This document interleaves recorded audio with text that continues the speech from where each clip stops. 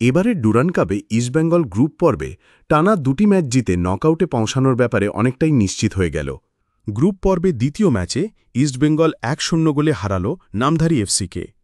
এই ম্যাচে East Bengal coach Oscar Bruzon দলের সব বিদেশিকেই পরখ করে নিলেন। প্রথমার্ধে আক্রমণাত্মক ফুটবল খেললেও এদিনের ম্যাচে ইস্টবেঙ্গল প্রথমার্ধে গোল করতে পারেনি। ইস্টবেঙ্গলের বিদেশিদের মধ্যে দিয়ামান্তাকোস, মিগুয়েল ফেরেইরা গোল করার সুযোগ পেলেও কাজে লাগাতে পারছিলেন না।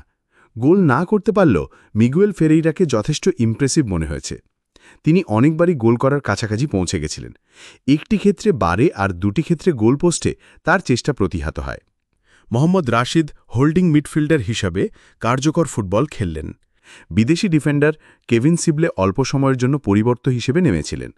এই ম্যাচে যেহেতু নামধারী এফসি সেভাবে আক্রমণে আসতে পারছিল না, তাই কেভিন সিবলের পারফরম্যান্স নিয়ে সেভাবে কিছু বলা যাচ্ছে না। দিয়ামান্তাকোস আর সাউল ক্রেসপোর খেলা আগের মরশুমের মতোই লাগল। তবু সাউল ক্রেসপো বেশ কয়েকবার আক্রমণে উঠে এসেছিলেন। এই ম্যাচে ইস্টবেঙ্গলের একমাত্র গোলটি এল দ্বিতীয়ার্ধে ম্যাচের 68 মিনিটে। গোল করলেন বিদেশি ফুটবলার হামিদ আহদাদ। তিনি পরিবর্তন হিসেবে নেমেছিলেন। একটি কর্নার থেকে পাওয়া বলে হেড করে তিনি গোল করেন। এই ম্যাচে একটি ক্ষেত্রে নিশ্চিত গোলের সুযোগ হারালেও এই ম্যাচে তার জায়গা নেওয়ার যথেষ্ট ভালো লাগল। শেষ পর্যন্ত দ্বিতীয়ার্ধেও বেশ কয়েকটি গোলের সুযোগ নষ্ট করে 1-0 গোলে জিতে ইস্টবেঙ্গল নকআউটে যাবার ক্ষেত্রে অনেকটাই এগিয়ে গেল।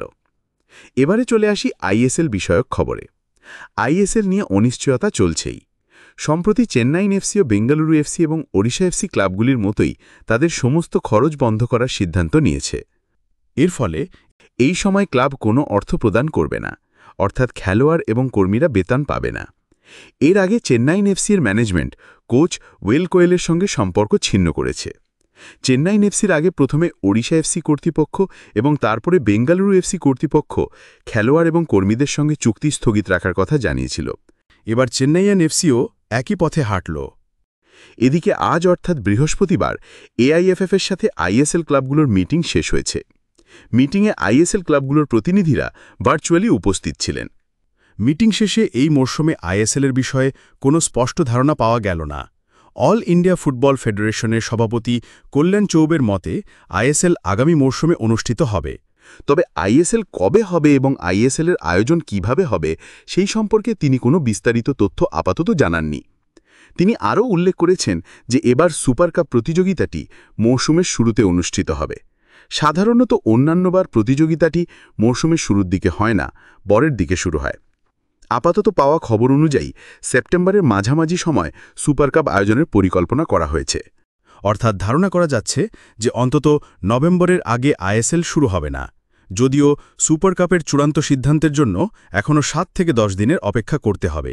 কল্যাণ চৌবের বক্তব্য থেকে আরও জানা গেছে আইএসএল হবে, তবে এর শুরু দেরিতে হতে পারে এবং ফরম্যাটে বা অন্য কোথাও কিছু পরিবর্তন করা হতে পারে।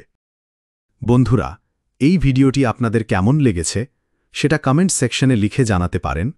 আর এই ভিডিওটি শেষ অবধি দেখার জন্য আপনাদের সবাইকে আন্তরিক ধন্যবাদ।